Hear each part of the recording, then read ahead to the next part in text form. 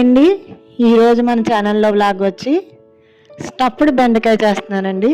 చాలా టేస్ట్గా ఉంటుందండి. చాలా ఈజీ ప్రాసెస్ కూడా, చిటికలో చేసేసుకోవచ్చు. ముందుగా ఒక 2 టీ స్పూన్లు ఆయిల్ వేసానండి.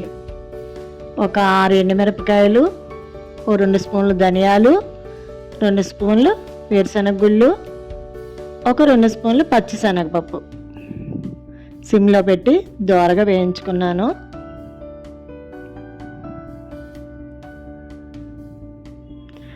అలాగే ఒక 5 వెల్లుల్లిపాయ రబ్బలు కూడా వేసానండి.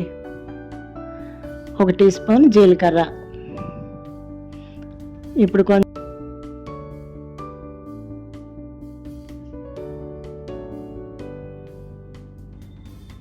కరివేపాకు, పసుపు, సాల్ట్ కూడా వేసుకున్నాం కదండి. ఇప్పుడు 3 మిక్సీ పట్టేసుకున్నాం అన్నమాట.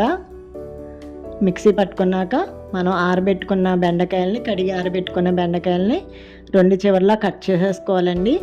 లేతవి తీసుకోవాలి బెండకాయలు, అప్పుడే చాలా బాగా ఈజీగా మగ్గుతాయి బెండకాయ. చూసారా, అలా ఘాటు పెట్టేసి మనం ఏలుతో అలా అనుకుంటే మనం స్టఫ్ పెట్టుకోవడానికి చాలా ఈజీ అవుతుందండి. అలా లోపల స్టఫ్ పెట్టేసుకోవడమేనండి.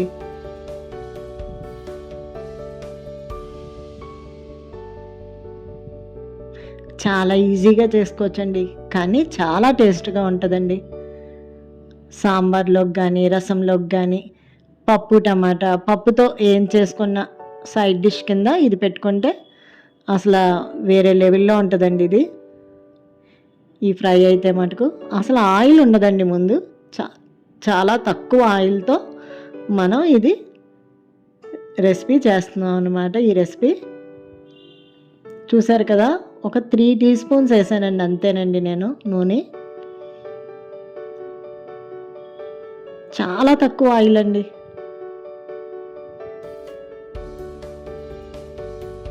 జస్ట్ మనం అన్నీ అలా పెట్టేసుకొని సిమ్లో పెట్టి మూత పెట్టేసుకోవడమేనండి. చూసారా ఎట్లా ఉందో, అడుగునంతా అలా మగ్గుతుంది అనమాట బెండకాయ.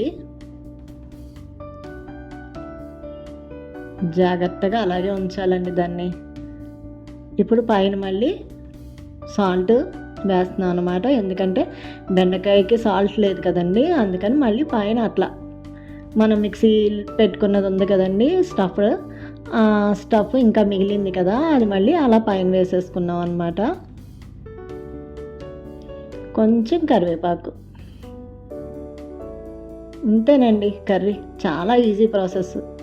జస్ట్ ఒకసారి అట్లా అలా అలా కదిలిస్తే ఆ బెండకాయకి ఆ సాల్ట్ కూడా అంటుకుంటుంది. టేస్ట్ అయితే బెండకాయ మొత్తం ఉప్పు పట్టి బాగుంటుందండి.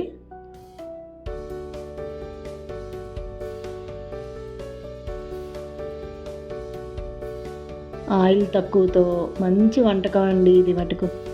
చాలా టేస్ట్గా చేసుకోవచ్చు. బెండకాయ తినము అన్న వాళ్ళు కూడా ఇలా చేసి పెడితే చాలా ఇష్టంగా తింటారండి. మళ్ళీ ఒక 5 మినిట్స్ అలా ఉంచుకుంటే మొత్తం ఉప్పు అంతా బెండకాయ మొత్తం పట్టి బాగుంటుందండి. చూసారా ఎంత బాగా మగ్గిపోయిందో బెండకాయ.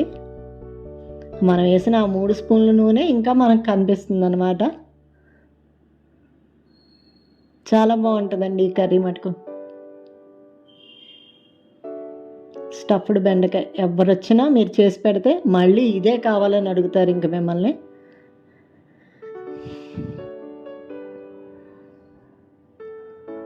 ఇప్పుడు ప్లేట్లోకి తీసేసుకుందాం అన్నమాట.